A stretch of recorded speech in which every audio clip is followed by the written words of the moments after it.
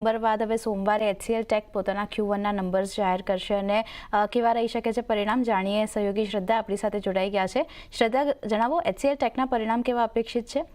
જી, તો અનુમાન પર નજર કરીએ એચસીએલ ટેકના તો એક મ્યુટેડ ક્વાર્ટર આવતું જોવા મળી શકે છે એવી સંભાવના છે. અને ક્યુ બેસિસ પર નંબર્સ પર નજર કરીએ તો પેટમાં 4,309 કરોડની સામે 4,220 કરોડ થતા જોવા મળી શકે છે, એટલે કે 2%ની ડાઉનસાઇડ.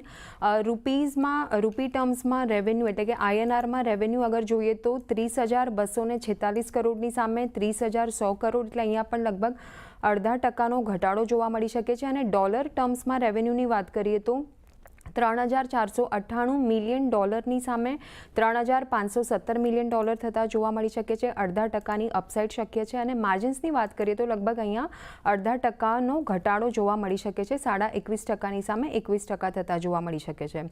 કંપનીના સિઝનલી નબળા ક્વાર્ટરના કારણે આવકમાં ઘટાડો જોવા મળી શકે છે. તેમના ડિસ્ક્રિશનરી સ્પેન્ડિંગ કન્ટિન્યુઅસલી સતત આવનારા સમયમાં પણ એક સબડ્યુટ રહેતા જોવા મળી શકે છે. અને સર્વિસીસ અને પ્રોડક્ટ સેગમેન્ટની જે રેવન્યુ છે એમાં 1%ની ક્યુ બેસિસ પર ઘટાડો શક્ય છે. અને સીસી રેવન્યુ ગ્રોથમાં પણ 0.8%નો ક્યુ બેસિસ પર એક ઘટાડો જોવા મળી શકે છે. કંપનીના BFSI અને હાઈટેકમાં પણ રિલેટિવલી સારું પ્રદર્શન જોવા મળી શકે છે. મેન્યુફેક્ચરિંગમાં એક પ્રેશર જોવા મળી શકે છે, ખાસ કરીને ઓટોમાં.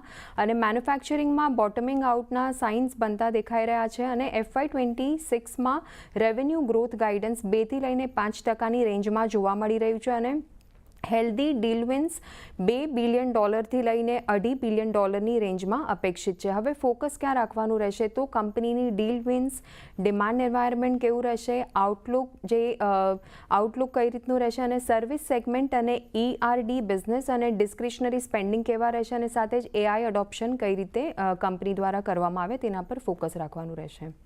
જી, તો ખાસ કરીને એચસીએલ ટેક એક મ્યુટેડ નંબર્સ અહીંયા અપેક્ષિત છે, ધ્યાન રાખવાનું રહેશે. આભાર શ્રદ્ધા આપનો સમગ્ર માહિતી આપવા માટે. તો જે રીતે જોઈ રહ્યા છે એક મ્યુટેડ નંબર્સ એચસીએલ ટેક તરફથી પણ આપણને આવતા દેખાઈ શકે છે.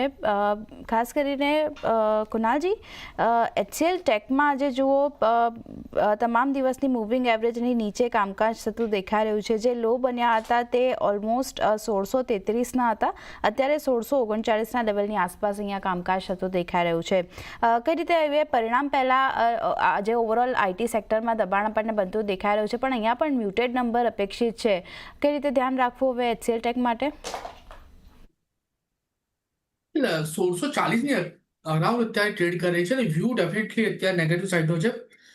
નીચલા મથાળે 1600 અને 1600 જો બ્રેક કરે તો પછી તમને નીચે 1520 સુધીના પણ લેવલ આ કાઉન્ટર બતાવી શકે એવું લાગી રહ્યું છે. એટલે અત્યારે તો ટોટલી અવોઇડ કરીને ચાલવાની સલાહ છે.